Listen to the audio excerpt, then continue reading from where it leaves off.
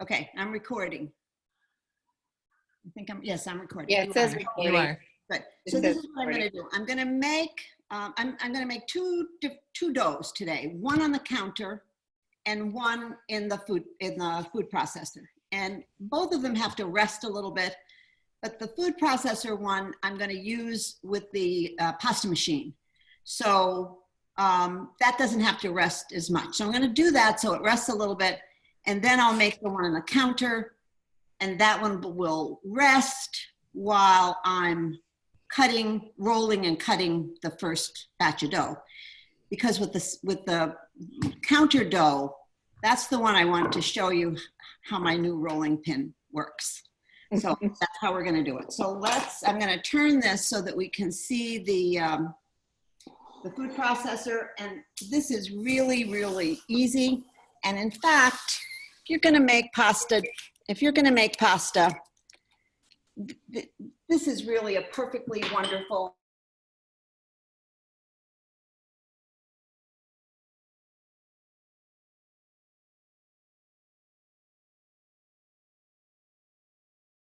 Angela, we can't hear you.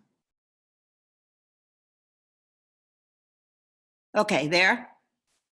Yes. Right. Okay, so the food processor, and I made one of these before, and talk about rookie mistakes. The recipe, I'm gonna dump, this is 2 cups of flour. This is all-purpose flour. All kinds of stuff about should you use all-purpose flour, should you use the OO flour, the really finely milled pasta. I'm gonna use that for the counter pasta, but this is all-purpose flour, works perfectly fine. So this is Lydia Bastianich's recipe, and it's a recipe that she specifically says is good for the chitarra, but it actually is beautiful dough, and it's easy. So you just dump that in there. Hey, Mom, are you recording? Yes, I'm recording, and oh, Georgia, Pia, I didn't know whether you were going to make it on, so Georgiana's I put her as co-host. Okay, cool. I'm here. Okay, great. Let me get a fork.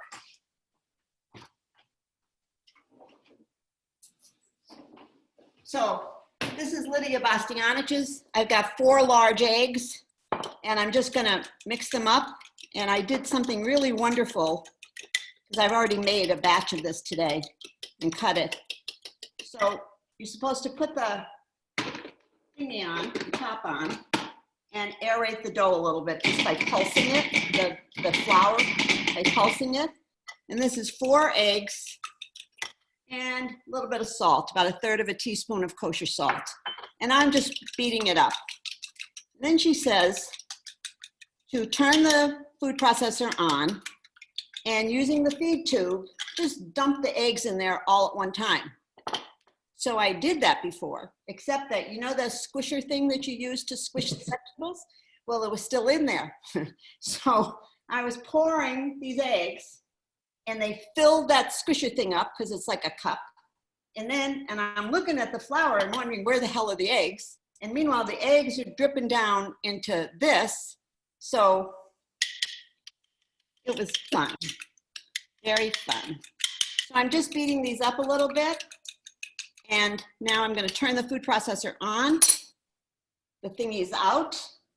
And I'm just dumping it into and I got some there anyway. So I just want you to see this. So that's already dough. It's a kind of wet dough, it looks to me. I think I'm going to need more flour, but that is already dough. In fact, I'm going to put a little bit more flour in there because I can see it's wet. I've also been practicing measuring versus weighing, and I honestly don't know if any of it makes any difference. You know, I've weighed, and I find that if you weigh it,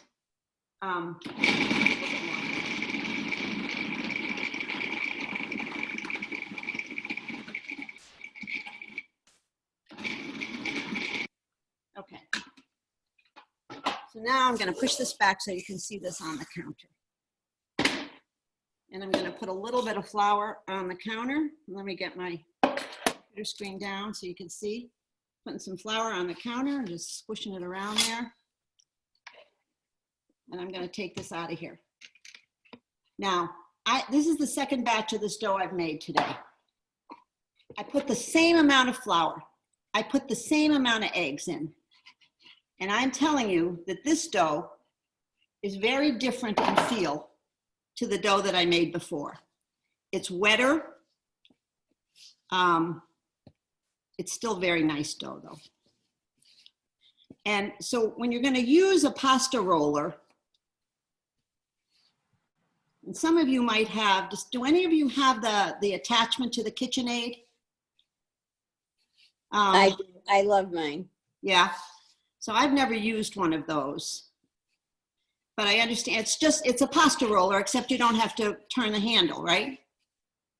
And it's smoother because it's electric. You just feed in. Yeah, yeah, I'll show you what happens. You get to use 2 hands instead of 1. One, yeah. So this dough is nice. I think it's a little wet still. See, it's sticking to my hand. So I'm gonna put a little more flour. But you wanna you don't wanna make it too dry. So I'm kneading it, and there are specific ways of kneading.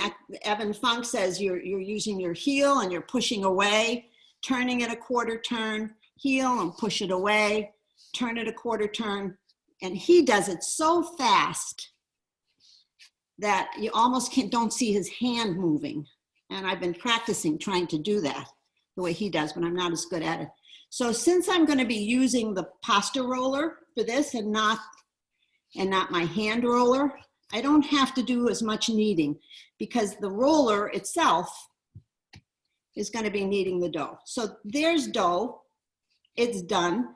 You wanna make it into a ball, kind of make a dimple underneath it on the bottom and make it nice and round like that. And then just wrap it in saran wrap. And what that does is it lets the gluten in the flour relax. So the dough will be easier to roll out. We're gonna let it rest a little bit. 20 minutes, like that. This is nice. So I'm just gonna wrap this up and put it over here, and then we'll make the counter dough. There. Okay. So now let me clean this up because I want to start with just the flour that I'm going to push. Did any of your readings suggest refrigerate that dough? No. It says if you want to let it rest for longer, that you can put it in the refrigerator, and you can even put it in the freezer if you want to.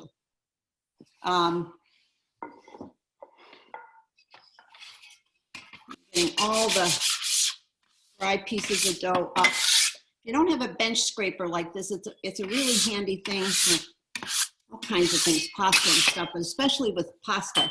You don't want any of those dry, crummy things to happen.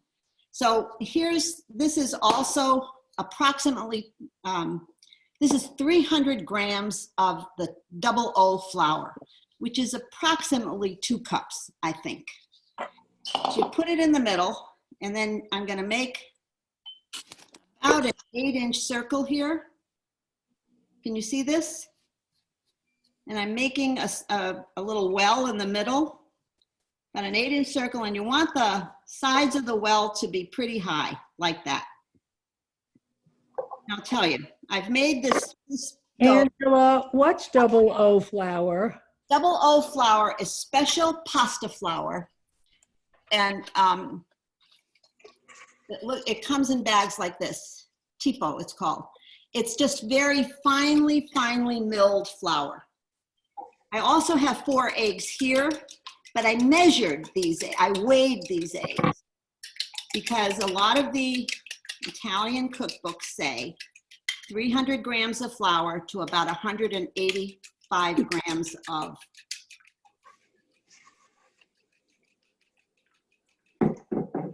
stuff. You'll find recipes that say use a little bit of water. I'm putting a little bit of salt in here. You'll find recipes that say no salt. You'll find recipes that tell you to use only egg yolks or this many eggs and this many egg yolks. Some recipes say add a little bit of olive oil. Others say never add olive oil. So who knows? But the best, this is fun. So you dump the eggs right in the middle.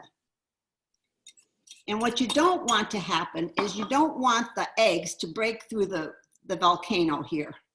So you're going to be whipping like this and incorporating a little bit of flour at a time, kind of in a counterclockwise way, and incorporate that. And when that gets all incorporated,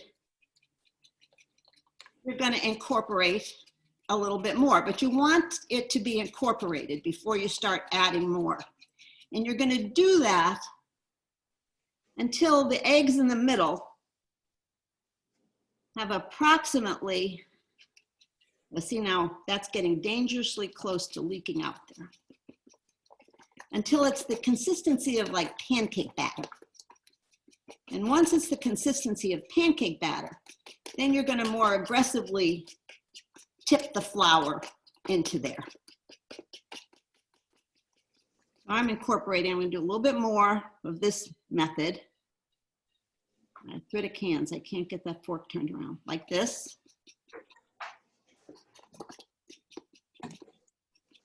A little bit more and a little bit more into the, and now it's really like pancake batter, like thick pancake batter.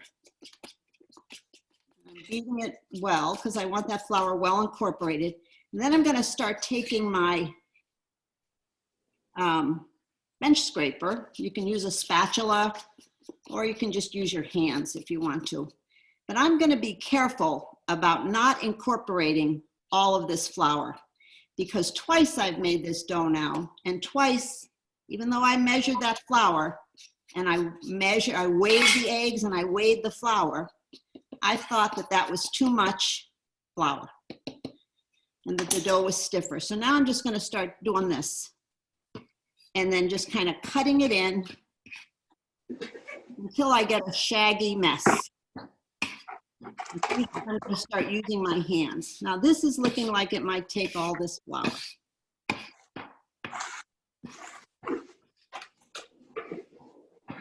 This is actually more fun than the food processor, but there's, you know, more risk involved here. And this definitely, if I'm going to roll this out by hand, first of all, it's hard to do. You're using a lot of energy. It takes a lot more time. This is taking time. And I just want this dough to come together. And I'm being careful not to incorporate too much of that flour. So see how I'm moving it away from the big pile of flour because I can feel that it's a pretty nice dough already. It's not too wet. My hands are not sticking to it. So I don't want to incorporate any of this in unless I absolutely need it. And I'm going to get it out of here.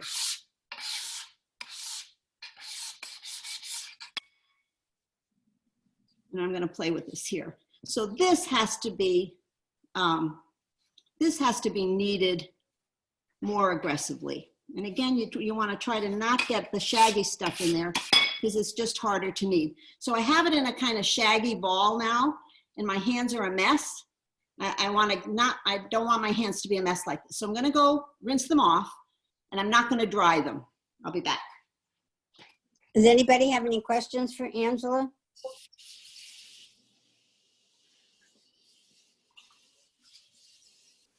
I do. About how much is 300 grams of flour, Ange? About 2 cups, Okay. sort of. Okay, so my hands are a little damp because the water's not as good for it. And now that dough that came out of the food processor was really smooth. This is not. And now I can feel that it's wet. So I'm not going to take the shaggy flour that's got bits and pieces of egg in it. I'm taking fresh flour. Why not the shaggy flour? Because you don't want that shaggy stuff. You don't want the bits and pieces. It will make the dough lumpy. Okay. You can't knead it out. And you know, it's all feel. This feels pretty good to me. I don't think I want any more flour in here. but I'm going to knead it some more. And this kind of dough, see, when I touch it to my hand, it's tacky, and that's okay. Tacky is okay. You don't want a big glob of it to come. And you may have to clean your hands off more than one time to make sure there's no shaggy bits. See, I think that can use a little bit more. It's feeling a little sticky to me. But this dough is stiffer than the dough that came out of the food processor.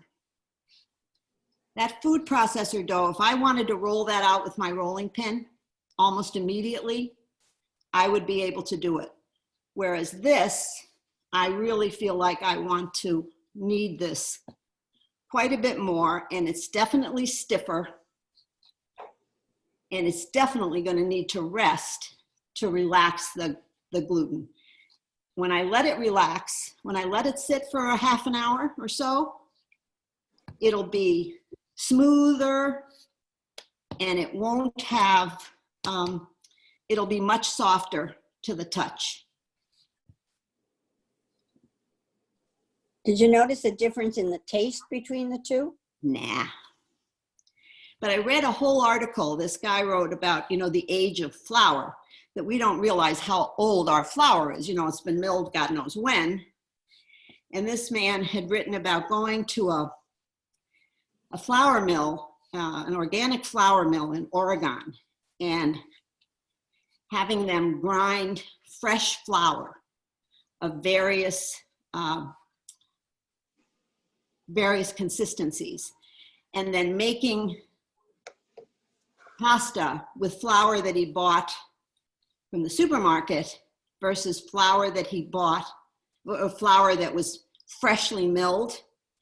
I mean, he was talking about the pasta made from the freshly milled flour, the way people talk about wine, that there were tastes of chocolate and tastes of herbs and tastes of lavender, and because, the wheat was much fresher. So you could still taste the field in which it was grown if it's milled the same day as it's picked. So see, I'm working hard here. The dough is getting nicer and smoother. It's definitely the right consistency because it's not sticking to my hand. It's just a little tacky. And it's starting to feel like I want to stop, just because it's smooth and I'm not feeling any bumps in there. But you can see that, I don't know if you can see it. I can certainly feel it, and I can see it. This dough is much, much stiffer. Like that other dough, I could get it into a ball with no trouble. This one, I'm having to work at getting it into a smooth ball.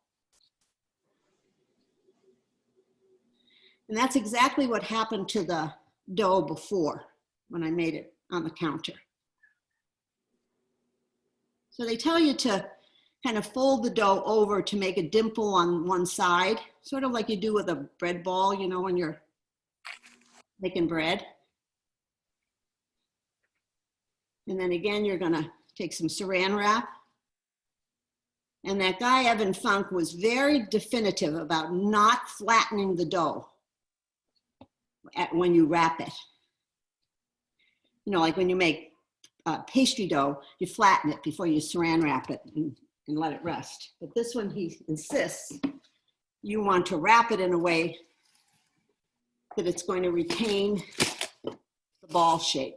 I mean, he had a whole elaborate method of cutting the saran wrap and dimpling it so that it was,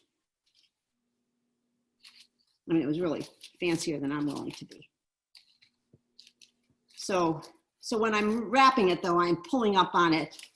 I'm making it like a beggar's purse, like this.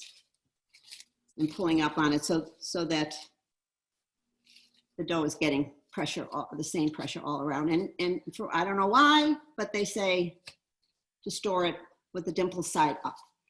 So now we've made two doughs, one on the counter and one in a food processor. Both of them were pretty quick. I probably could have kneaded that counter dough a little bit more.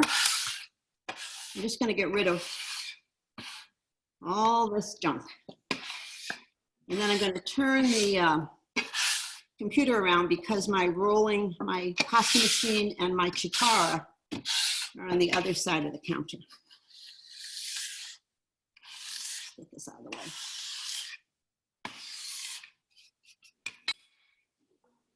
This dough might actually be, this is the first dough that I made. This might actually be a little bit soft. I'm gonna take a little bit more here, because it's got to go through those rollers. But it amazes me that there was approximately the same amount of flour and the same amount of eggs. And one was made in the food processor and one is made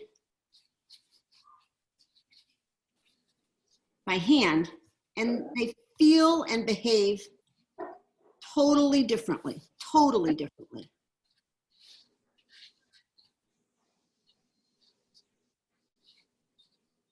I'm just kneading this a little bit more to make it a little stiffer so that it's easier to put it through the machine.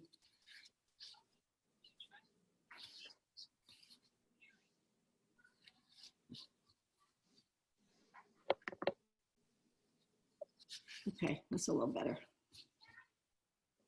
Okay, let me turn this around and let you see my pasta machine over here. Let me get this lamp out of the way. There we go. Now there's my handy dandy pasta machine. I'm coming right around the other side. I'm gonna get this out of the way.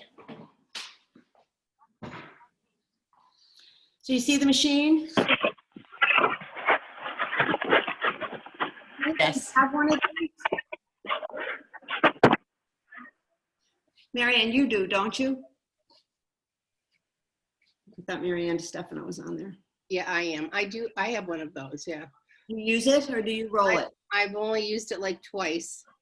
You roll it most of the time? Yeah. Whose rolling pin do you have? Well, I have the long one, like the French one. That's kind of long. I have a couple actually, but I tend to use that one more. Okay. So I have this ball of dough and I'm going to cut it into 4 pieces. Let this rest enough. I cut it into 4 pieces and maybe a little bit. So, got approximately 4 pieces there.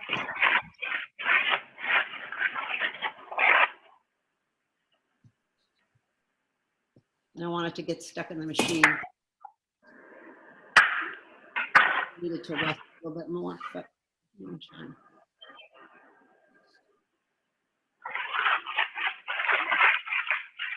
I'm only going to roll out one of these because I want to have more time for the rolling. So now I have this big fat dough, and I'm going to make it into a roughly oval, kind of rectangular sort of shape. The pasta machine, it has various numbers that tell you the width between the rollers. So you start out with obviously with the big one, and you're going to force the dough in between the rollers.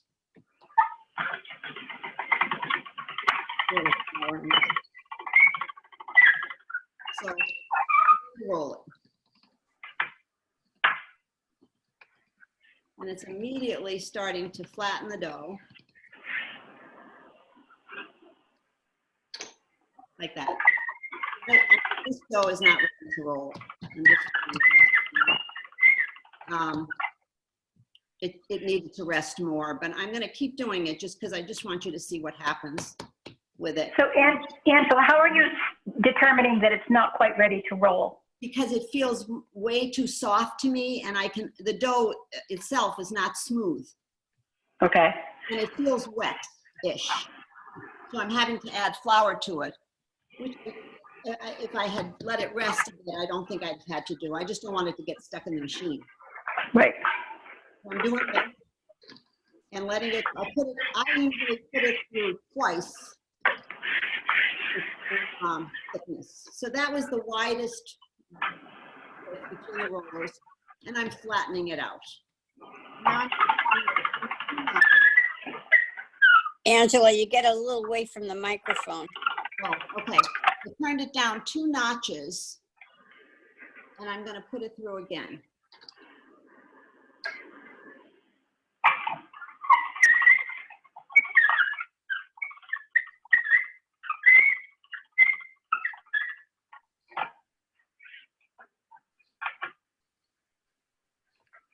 And this is, I mean, look at how much longer it is already. Look at that. Can everybody please mute so everybody can hear? Somebody's not muted and there's a lot of noise. I'm gonna put a little more flour because it's feeling a little wet. And I'm gonna put it through that same thickness, which is just number 5, which doesn't mean anything, but it's still a pretty wide notch, pretty wide distance between the rollers.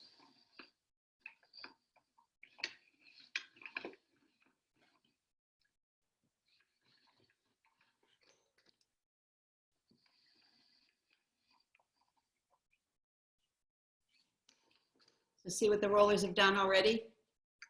Gotten much, much longer, and it's actually smoothing out a little bit. It still feels like it needs to be a little drier to actually go through the roller well. I'm just going to add a little more. And now I'm going to turn the rollers down even thinner and put it through again.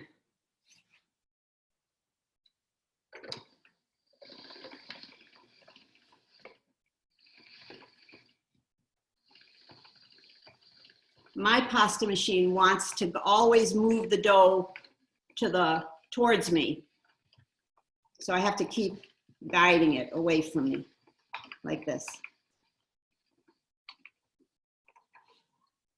But you Now, in see, the KitchenAid attachment, it goes, you're more control where you could have it go the same width. yeah, see how long it is now?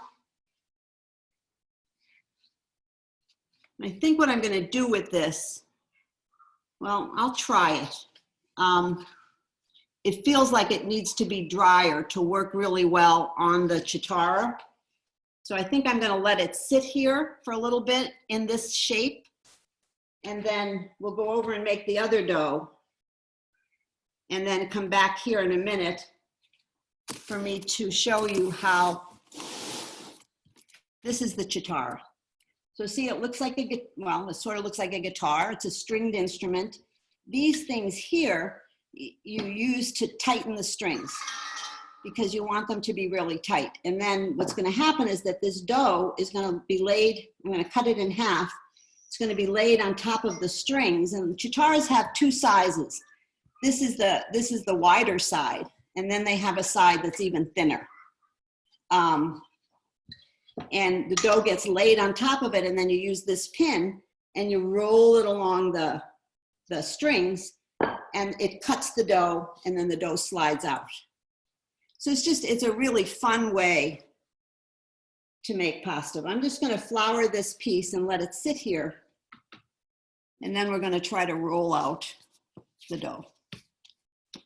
I may actually try to roll out that softer dough than the harder dough, just so I can show you how the pin works. So I'm flouring that. I'm going to let that sit there.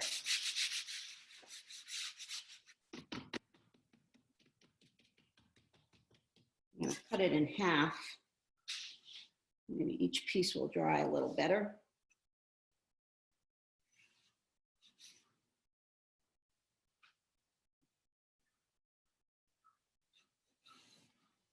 So I have 2 pieces, roughly that length. And let me see what happens if I try to roll it when it's wet like this. I'm actually going to cut a little bit of it off because it's too long for the chitarra.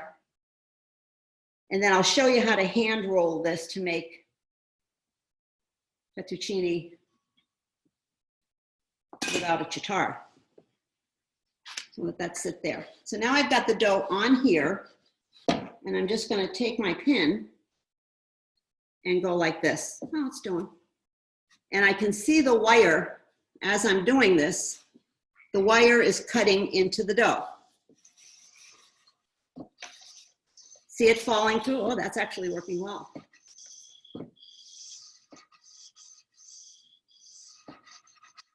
We got a little wayward piece up here. I'm just going to get rid of that.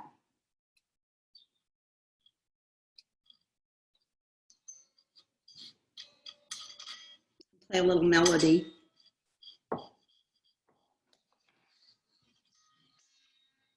And there it is. It's actually pretty nice. So this, you would never want to, you wouldn't want to roll this around itself, because if you did, it would stick together. So you would, my mother always had a floured cloth of some kind, or else she hung it on a, she didn't have anything fancy. They would put a broom between two chairs and hang it over the broom. But this definitely needs to dry a little bit. So I'm just going to lay it here. I'll roll that other piece out in a minute. So this is a leftover piece. So if you were cutting by hand, as I'm going to in a minute, you would have a piece of dough like this, and you just make a, you just roll it on itself, and then take a sharp knife and cut it approximately the same. Now, this may be more problematic because I'm squeezing this dough together and it's kind of wet. Let's see if I can get these apart. Yeah, they're coming apart. So these are shorter little pieces, but you don't waste any of it. And because this dough is so fresh, when you put it into a pot to cook, it literally takes 3 seconds. It just cooks really, really rapidly. So I'll do one more, and then we'll go see if we can roll the other dough that's been resting a little bit longer.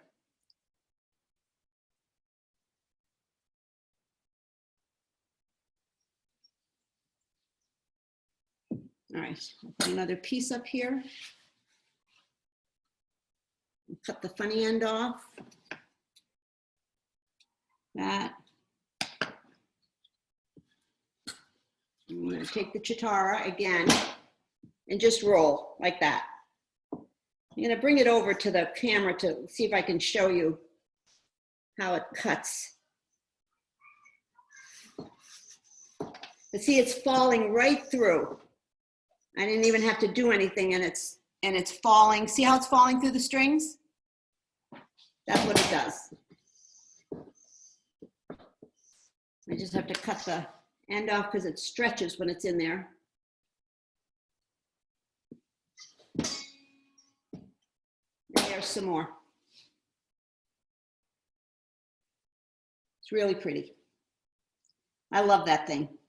I just read a story today I have on this website called Italian Culture or something, and some woman posted a picture of a 180-year-old chitarra that had been her great-grandmother's that somebody had just mailed her from Italy, so she was thrilled. But that's how you make that. All right, I'm going to go around to the other side and get that table all cleaned off. And we'll use my fancy rolling pin. Okay. So I'm really going to clean this off now because I want there to be nothing here. Let me get this dough wrapped.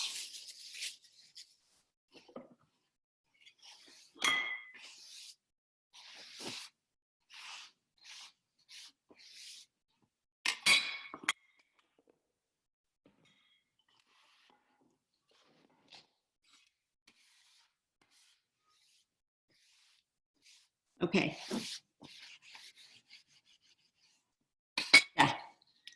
I'm going to put a tiny little bit of flour. And this is the dough that's been resting.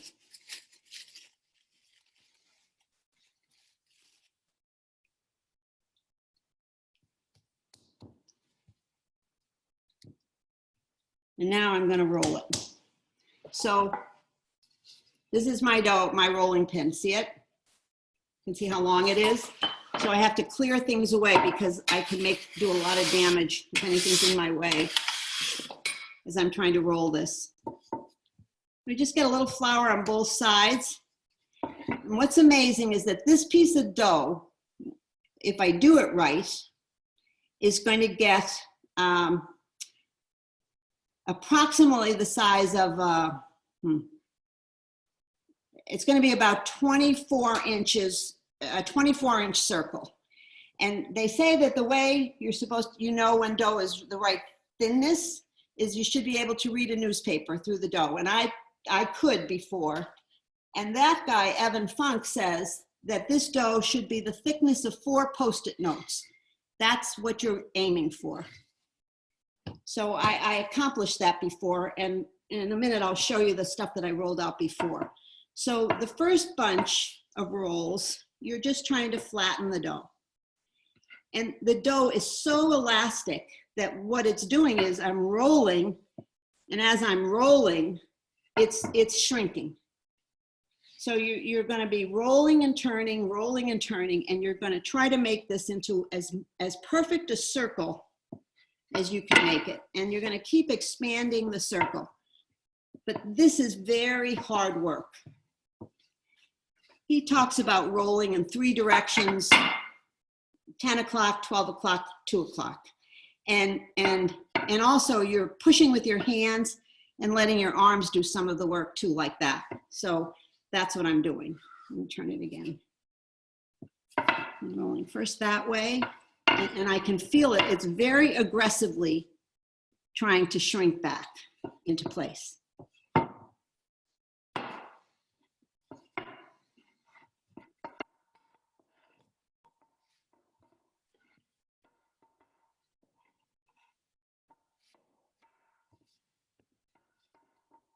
So you just keep doing this and doing this and doing this, circling and turning, circling and turning, circling and pushing until it gets roughly the size of a large pizza. And then we're going to do something a little different. I want to go back over the same. 12 o'clock, 10 o'clock, 2 o'clock. 12 o'clock, 10 o'clock. And this is hard work. This is not like pastry dough.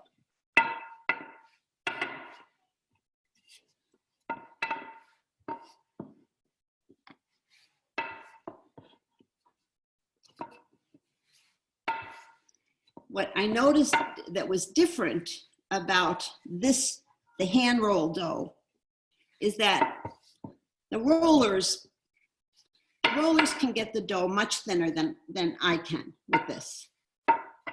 So the pasta from the pastry roller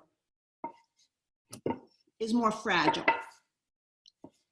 This, even when I get it as thin as I can, is not so fragile. And it's more toothy, there's more to it. You have to chew a little bit more. So it's getting to that pizza size, right?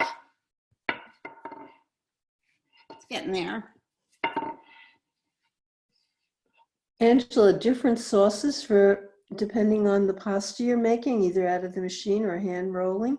Well, yes. The hand roll, with the pasta roller, you don't have to keep making it as thin as I made it, too. But when I roll it as thin as I rolled it now, it's fragile. So I wouldn't want to put a heavy sauce on that. I would want to put something lighter and fresher. Whereas when the pasta is a little thicker and more substantial, then you can put ragouts and sauces that are cooked for a long time. When it's thinner and more fragile, you want it's going to cook in 2 seconds in the hot water, and then you want to put sauce on it. You don't want to cook it anymore. So you want something that's fresh and fast. And we're going to make something fresh and fast today. So I'm going to do this a little bit more. I want a little bit bigger pizza. And then I'm going to start really trying to stretch the dough.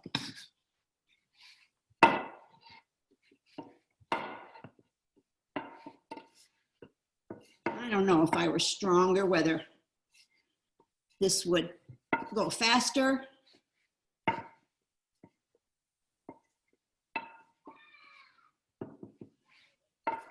But I can feel now that it's not fighting me as much. You know, I've gotten some of the elasticity out of it, so it's not shrinking as much as it was, shrinking back as much as it was before. Good to protect grandma arms, Ma. Yeah, I mean, I have grandma arms. They're just concealed under my long sleeves.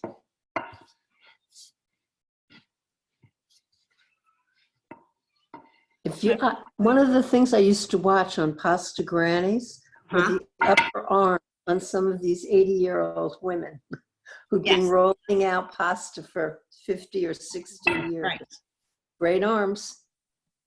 Okay, so now I have it roughly the size of a pizza. And I'm going to start letting some of the dough hang over the counter. It's like ballast. And I'm going to take the upper part of the dough and I'm going to roll it around like this. Like this. And now I'm going to this is what I'm doing. And I'm stretching it. And you can see, it's like the stretch marks after you've had a baby. You can see them in the pasta dough. And I turn it a little bit. I'm letting some of it hang off. I roll it over here. And then I'm stretching it like that. Now mine is not staying, well, yes it is. I was going to say it wasn't staying nice and round, but it is. And it's gotten bigger. And kind of when I'm doing this, the dough is going that way and this way because of what I'm doing here.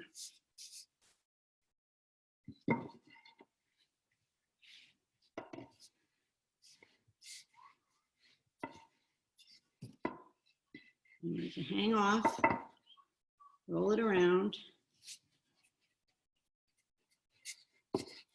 And I can see the stretch marks, and you can see, look at how much bigger it's gotten now. See?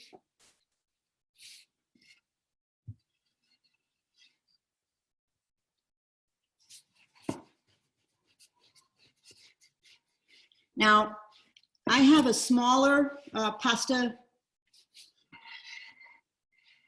pin, a rolling pin.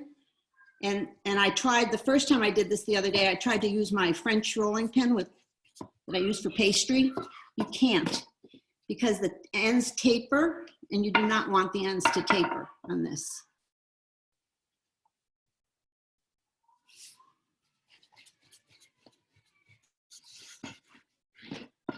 I can feel that the ends of this getting much thinner now. And the weight of it hanging off the table actually helps. So I'm stretching it a little and then doing this. Angela, is this a real pasta rolling pin or is it a piece of? No, this I ordered from Vermont Rolling Pin Company. And this is also a pasta rolling pin. See, pasta rolling pins are straight. Uh-huh. This is an 18-inch one. It's not big enough. This dough would almost be filling, by the time I'm finished, it would almost be filling this. You can do it. You would use smaller pieces of dough. That's all. You know, you would have to not use a big piece of dough like this if you had a smaller rolling pin. My mother's was this big, this long, and thicker. It didn't have handles. They never had handles on them. And they had a method. My mother had this method. She would roll the dough around it, and then she would do something with her hands.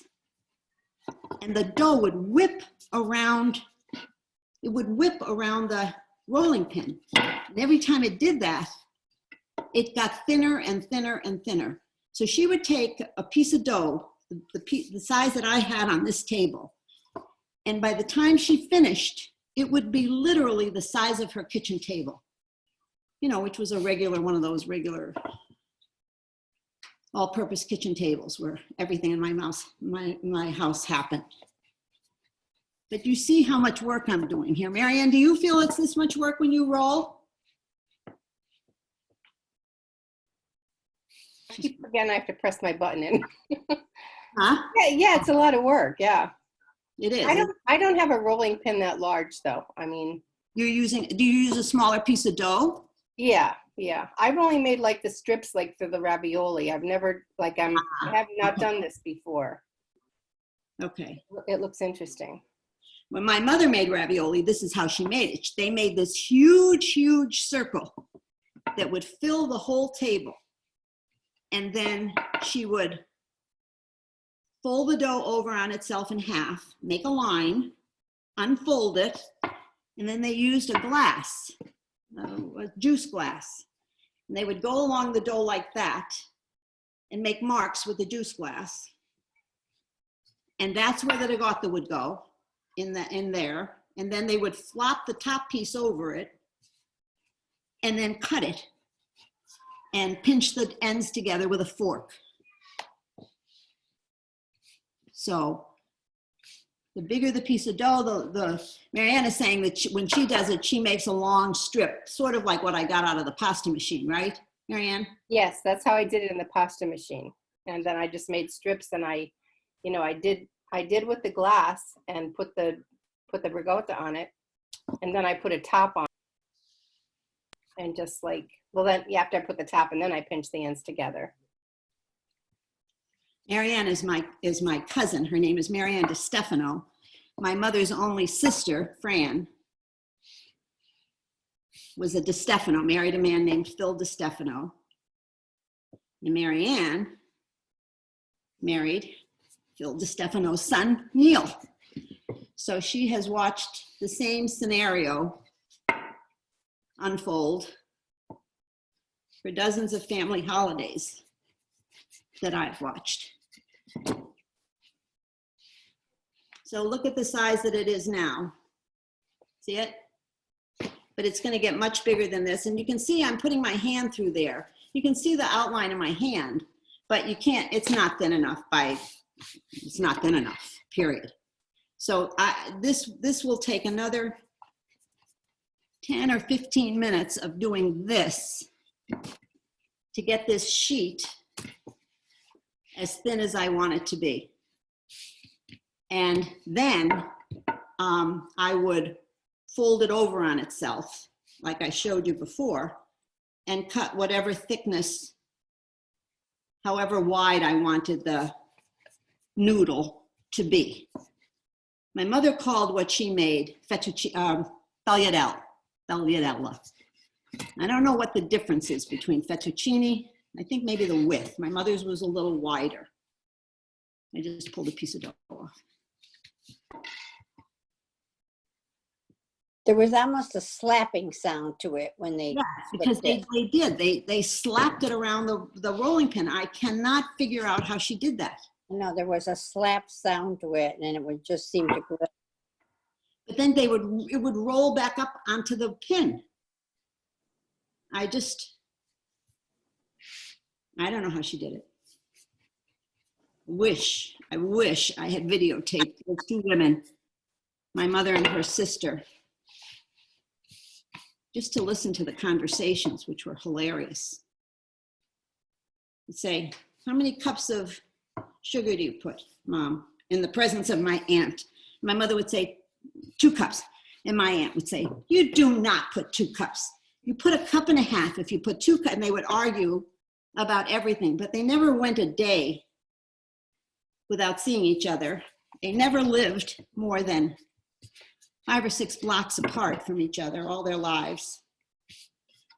They spoke to each other or were with each other every day of their lives. I remember they called each other several times a day. Oh yeah. Oh yeah. Just the what are you doing calls. What are you doing? What are you doing? Probably doing the same thing I was doing last time. Yeah, I can't get that slapping sound. I don't know how she did it.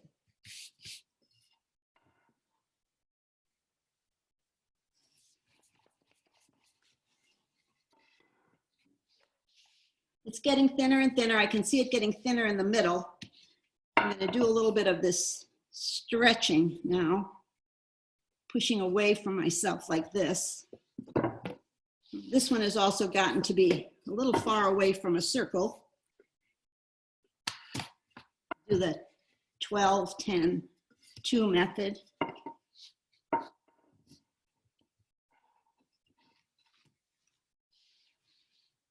Again here.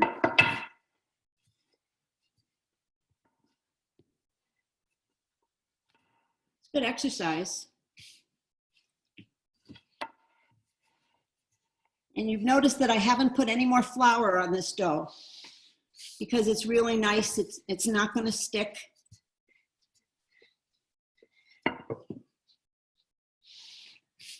And I could probably roll it onto itself, turn it onto itself to cut it, and not worry about it sticking either. Getting bigger. Let's try doing a little bit of this again. But see how much of the pin now that it's taking up? So a smaller pin with this size piece of dough wouldn't do. And I don't know how many, I don't know how many people would do this for the satisfaction of saying, I did it. I made that by hand.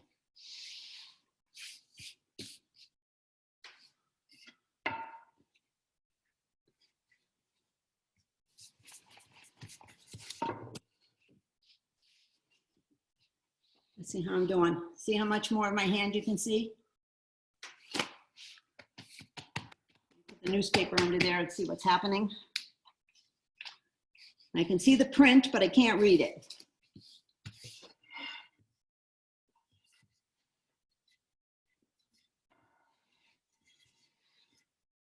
I'm going to let a little bit more of it hang because that stretches it the other way too.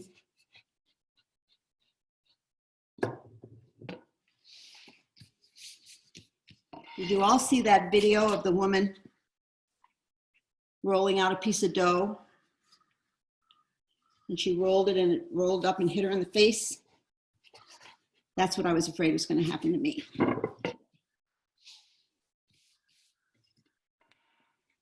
Okay. While I'm talking here, I'm going to turn the water on.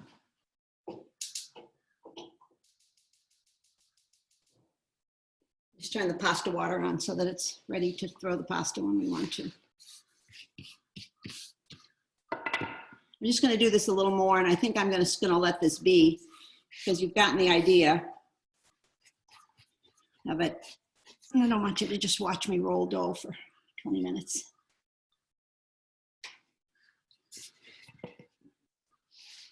This is probably going to take maybe another 10 minutes of rolling like this. If I'm looking at the thickness of this and he says to get it for the thickness of 4 Post-it notes, it's almost there.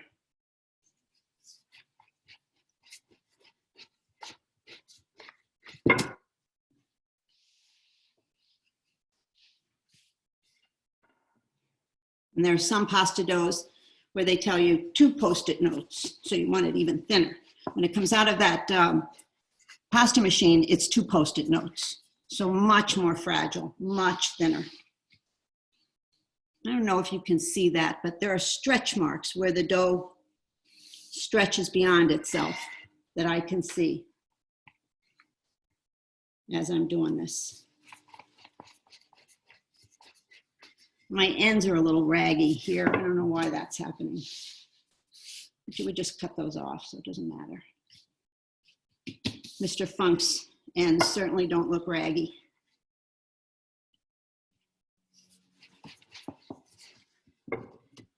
All right, I'm going to stop. Look at my hand. I don't know if it looks any different to you. It does to me. And if I put my newspaper under the center of it, I can read the print on the New York Times. I can see the headline. So I would have to work on the ends of this much more, but you saw what I started out with. You saw the size of the piece of dough I started out with, and this is where I've gotten it.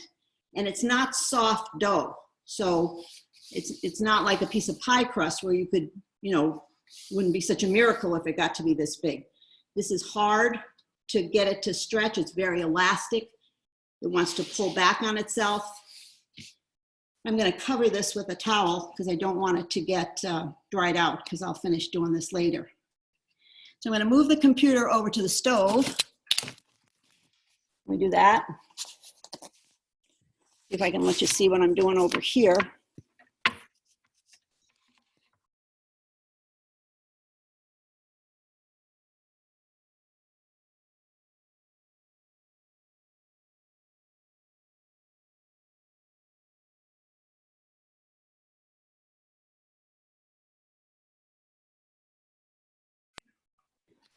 So what I'm going to show you are the ones I made before.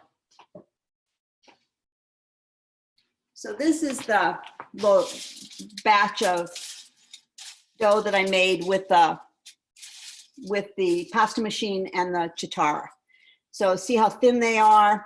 They're very fragile and they actually can break a little bit. This is more of them. And they break very easily.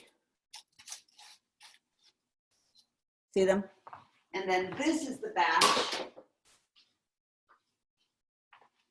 that I made, that I rolled out and cut. So this is the pasta I'm going to use because these are more substantial. Those were so fragile that I think I want to use them for something other than this pasta that I'm making tonight. But that's how it looks when you finish with it. And when I put this in boiling water, it's going to cook very, very quickly. Okay, so I'm going to make a sauce here. Got the water on. The sauce is zucchini, shrimp, fresh tomatoes, garlic, basil, and a little bit of chicken broth that has saffron in it. So the first thing that has to happen is that the zucchini has to get sauteed just briefly till it gets golden brown on both sides. You don't want to saute zucchini for a long time. That's better. And then the garlic goes in with the zucchini, and then the shrimp and the shrimp gets sauteed a little bit in olive oil, and then the tomatoes get quickly added with the chicken broth and a little water from the pasta. And it makes a very quick sauce, and then we're going to actually take the pasta out of the water and put it directly into the pan to finish its cooking in the sauce. So it's a very quick sauce. The sauce takes 10 minutes and it'll be done. So let me get that started. Whoa. Just gonna let that heat up a little bit. You know, I haven't planned any others of these. This was the last of the ones that I had planned. And I'm not sure whether to do more, and if so, what else I would be playing with. So I'm going to do a little thinking about that. Hi, Bobby. I'm going to do a little thinking about that, but if some of you have ideas of things you'd like to see, somebody had said tiramisu or desserts like that. We could make cream puffs, for example. We could make eclairs. You should make Those your kinds of things. Easter dessert recipes since that's coming up. Easter. Yeah, or no, not coming up, but your Easter, like your macaroni pie, Oh, yeah. or you can make rigatto cookies. Oh, well. Oh, I know what you can make. You can make your strawberries and cream cake for summer. Oh, yeah, I could do that. Angela, this is Catherine. I don't care what you do, but I don't want you to stop. I have to show you something while that's heating. I have to show you something I made. Wait till you see this. I bet if you ask the neighbors, they don't want you to stop either. I wanted to make a hummingbird cake. So look at this. This is dried pineapple slices. Aren't they adorable?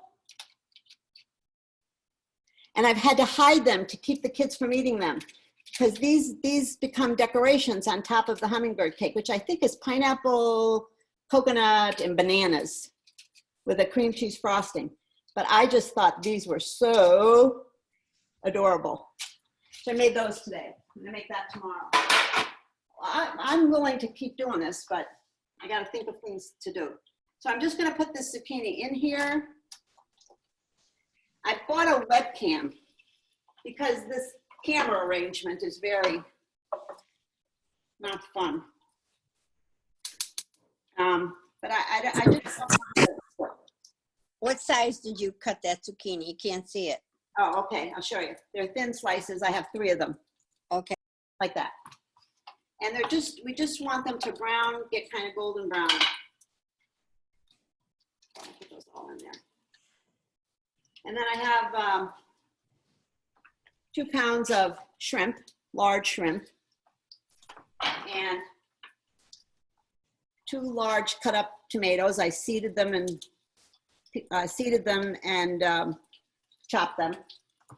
And then this, look at the color of this. Can you see how yellow that is? That's because that's chicken broth. And see the pieces of saffron in it? Mm-hmm. You don't have to use the saffron, but it gives it a little bit of different flavor. And then I have 1 large clove of garlic right there. That's all there is, and salt and pepper and the basil. I'm just gonna saute these. And cut up that basil into little thin slices. Make a little thing of basil. Angela, this is Deb. I would speak, I think, probably for everybody in saying how much we've loved and looked forward to this on Saturday afternoons and how fun you've made this. I've learned a lot. Well, I'm so glad, and I've listen, I have to tell you that I've learned a lot too. You know, you cook every day. I've cooked for years, and I absolutely know that I know there's so much I don't know. So every time I've done this, I'm like a researcher, you know. But I think we also realize how much, I mean, we don't see the prep you do probably all week until now, till your shining moment. And that's a lot to put on you, I would think. So would every other week work maybe? Say it again. Every other week? Or do you think you lose the momentum? It might have to be that for a couple of reasons. But what I'm going to do first of all is kind of make another list up and send it around and ask people what they think about the list, and if you have any other suggestions about things you'd like to play with, because lots of times I'm learning as much as I'm teaching anybody. And I know all of you, I know every one of you on here are cooks. So I know I'm not talking to anybody that's a novice on here. I know Karen Damiani. I mean, I know Mary, all of you cook. I know that. My daughter is a wonderful cook. All of you cook. So I appreciate you spending this time with me too. You need a little bit of pepper. Glenn is eating much better too, Angela. He thanks you. I'm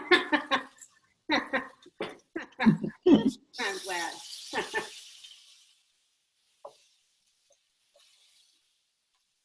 You know, Judy, are you still on? I am. I have to tell you a story about Judy Nylander. Judy Nylander is a midwife from Minneapolis. I'm a doula. A doula. A Sorry. doula, yes. A doula. Anyway, she had, what do you call that ceremony that you had for Aaron and Oh, a blessing way. a blessing way? When my daughter-in-law Erin was pregnant with her first child, Judith's daughter and another close friend of Erin's, I think. Yeah, Katie, yeah. Both of them were pregnant at the same time. And she had this ceremony. It was called a blessing way. Yeah. And I don't remember, it's from Native Americans, right? Well, it's a tradition to just do something to bless the mother as she faces her journey. Yep. But the most moving part of it was that there were candles. Oh, and it's when we named our heritage. Oh my God. Oh, So we had a candle, right? yes. Everybody had a candle. Yeah. It was all women. And we had All a women. candle. And you had to, we sat in a big circle. Yes. And we had to say this. We had to announce ourselves and our I am the granddaughter of. I am the mother of. Oh, it makes me cry to hear you say that. I love it. Because it made me weep. I could Yes. almost not speak because you had to stand there and you said, see, I can't even do it. Yeah, I come from all these women, That's and right. I will carry forth on behalf of all these women, and they will be with me when I give birth. So you say, I'm Angela, I'm the daughter of Florence and the granddaughter Mm, of Marie and the aunt of Emily and the sister of Mary and the mother of like that. And I could almost not speak. It was one of the most moving things that I've ever been involved in, Judith. I can't tell you how often I've thought about that ceremony. I know. I don't do it for every family that I work with, but those were 3 wonderful women. I'm going to put And- this Oh, bottle, just yeah. interrupting myself. Anyway, it is a lovely thing to do for a mother because it focuses her on the fact that she's not doing this alone. Exactly. And then everybody made necklace there. We brought a charm. Yeah. They Mhm. made charms. I'm glad you remember that. That was really a lovely day. It was a perfect day. Okay, so I've got the zucchini sauteed, and Angela, move the camera a little bit. You can't see in the pot. okay, wait a second. See, it's because I can't get the. There. Okay, that's better. So I have the zucchini, but you can't see how brown it is. But some of them are browner than others. And I'm going to take these out of this pan right now because I don't want them to burn, number one. And number two, I want to, 10 after 5. okay, we went a little long today. Yes, you did. Grant is reminding me that I went longer than usual. Hey, today. what the heck is going on around here? Hello? Who's Hello, that? Grant. It'll be worth it. Hi, Grant. Hi there. So I'm taking the zucchini out and I'm putting it on some paper towels over here. And I'm going to put a little bit more olive oil in here. And the shrimp and the tomatoes. First the shrimp and then the tomatoes. Hopefully that water is getting to the point where it boils. Because once we put that pasta in there, it's not going to take very long at all. So there's the shrimp, there's that. And now I'm going to take the shrimp, put a tiny bit more olive oil. And this is a pound of shrimp, or 2 pounds actually. It'll look like nothing when it's done. I hate that about shrimp, it's so expensive and then you cook it and it looks like you have hardly anything.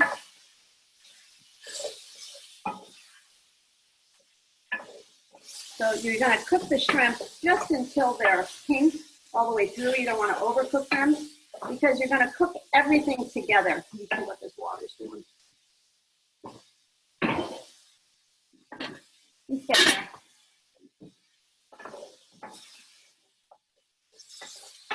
So there's no wine or anything like that in here. I'm putting the tomatoes in. And then I'll put as soon as the shrimp gets a little bit pinker, I'm going to put the zucchini back in and the chicken broth. And then when the pasta is done, we're going to take a little bit of that pasta water to kind of smooth out the sauce.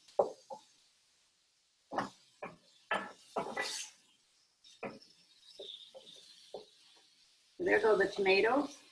That's the equivalent of 2 large tomatoes, but you know, tomatoes are not very nice now, so I buy these. I don't know if you get these in your supermarket, but they're wonderful. All winter long, they're nice tomatoes. We're gonna just cook this through, and in 2 seconds, I think I can put that pasta in. I think I just changed my mind, and I'm gonna put the thinner pasta in so that it cooks faster. We'll see how that is as a dish.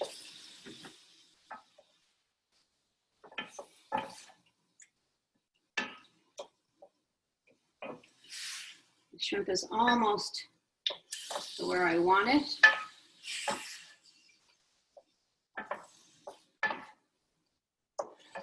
No, in this country, people often cook the pasta, drain the pasta, and then put the pasta in a bowl and put the sauce on top of the pasta. And in a lot of Italian recipes, that is not what you do. you're cooking the sauce in a pan like this, and then you're gonna take the pasta out of the pan, out of the pot as it's cooked, and put it into the pan with the sauce. So you're gonna finish the cooking of the pasta. That's about done. And I'm gonna put the zucchini back in. Like that. It's all in there.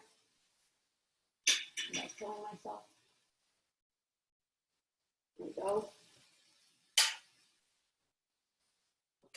This looks so colorful and beautiful.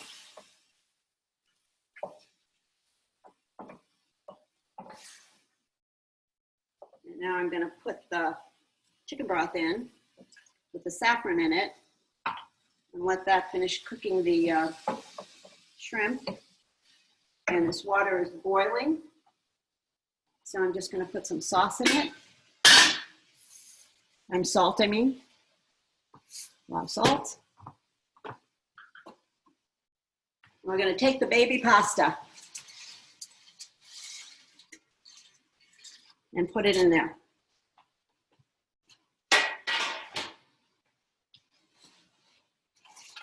Try not to get the napkin in there.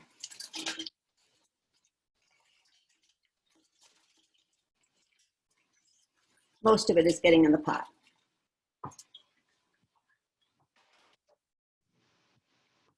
And that, I'm telling you, is going to cook in virtually no time at all.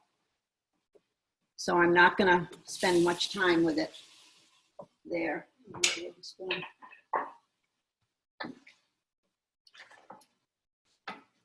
Oh, God, does that smell good?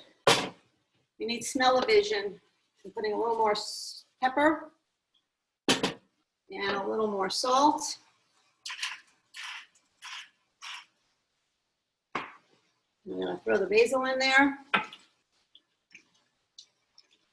And then I'm going to get this pasta out of here.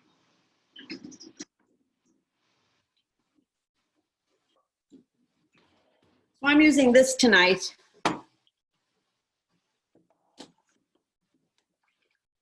Because it's going to drain it. And let me get it into here easily.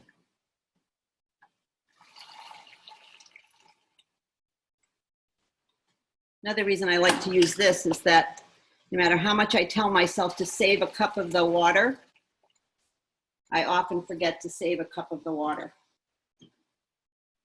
And this way, I'm not dumping the water into the sink.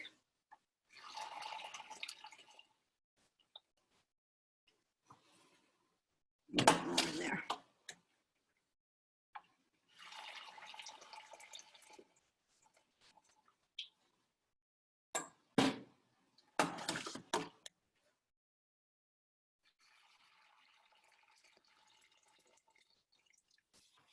Okay, I'm actually going to take that pan, wait a minute. I'm going to take a cup of water, and then I'm going to take the pan.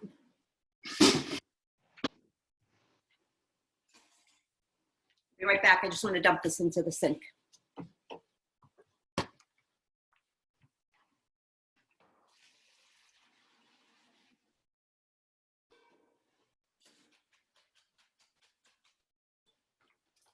And I got it. Okay, so now we are just going to mix this around.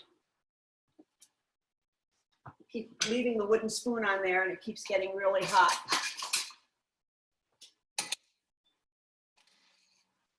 So I'll show you this in a minute. But yeah.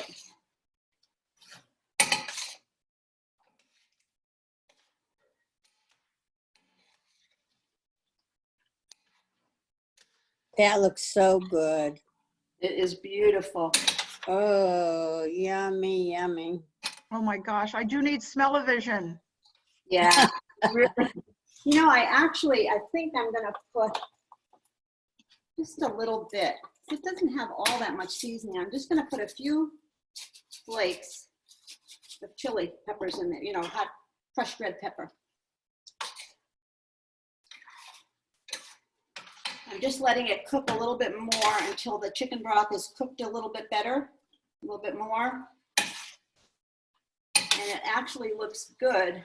The pasta sauce water, because it has some of the flour in it from the pasta, actually thickens the sauce a little bit.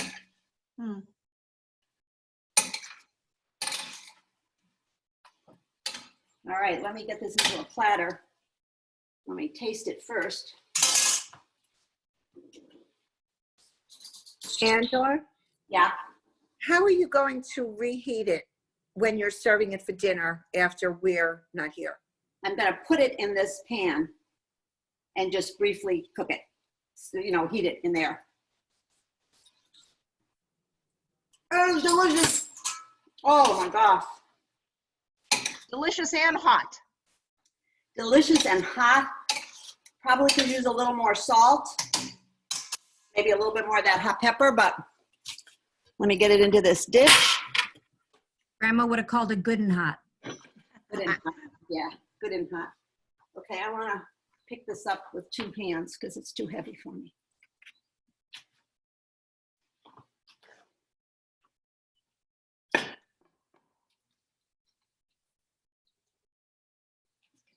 Out of here. Sorry for my hand in the way. Look at the pot. Angela, please, my mom wants to know where your mom was from. Your mom wants to know what? Where your mother was from. My grandmother was from Naples. Naples, yeah. Actually from a town just a little north of Naples, northeast, I think, called Moiano. No, because she keeps saying she must be from where my mother, her grandmother must be from where her mom is from. Oh, yeah. She was, so there we are, ladies and gentlemen, mostly ladies. Beautiful. That. And she put the, It looks great. That looks beautiful. Yum. Yeah, it looks delicious, and I think it's wonderful. Okay. Angela, you have to write a cookbook. So that's that.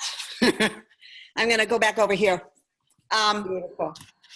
I was just going to tell you, this past last year, I don't know if I told you this story, but my grandfather was from a town called Moiano. And last year we went to Italy for two weeks, and we spent one of the weeks with Adam and his family in Positano. We rented a beautiful place, gorgeous. And he, as part of his trip, had gone to Bologna because there's a medical institution there, and he is doing research about neuromuscular disease with some of these neurologists from that place, that research institute. And they also work at a hospital right near Moiano. So they invited us to come to visit them at that rehab hospital, and Adam actually did a treatment on a patient there. So we went, and when we went to that rehab hospital, it took us an hour and 15 minutes driving through, kind of roads. We were in that rehab hospital, and the whole neurology staff came out to greet us. They gave us a tour of the hospital, and all I could think of was that my grandfather, how did David Smith die? Left that town in 1898 or so, and we've seen the ship's records. And one of the questions they asked it was, do you have $10? And my grandmother had written no. And if not, how much do you have? And she had written 5. She had $5. So thinking, my impoverished grandparents left that place with $5 in their pocket. And here I am, God knows, 70, 100 years later, with my son touring that hospital. It was just a wonderful experience. So thank you, guys. Have a great weekend. Enjoy your families. Thank you, Angela. Thank you. I'll send you the links to those 2 YouTube videos that I think you'll get a kick on. Thanks a lot. Thanks. It was fun. It was fun sharing that memory with you today, Angela. Thank you for remembering that. Bye. Bye. Bye, bye, Karen. Bye, everybody. Bye, Dale. Bye. Okay.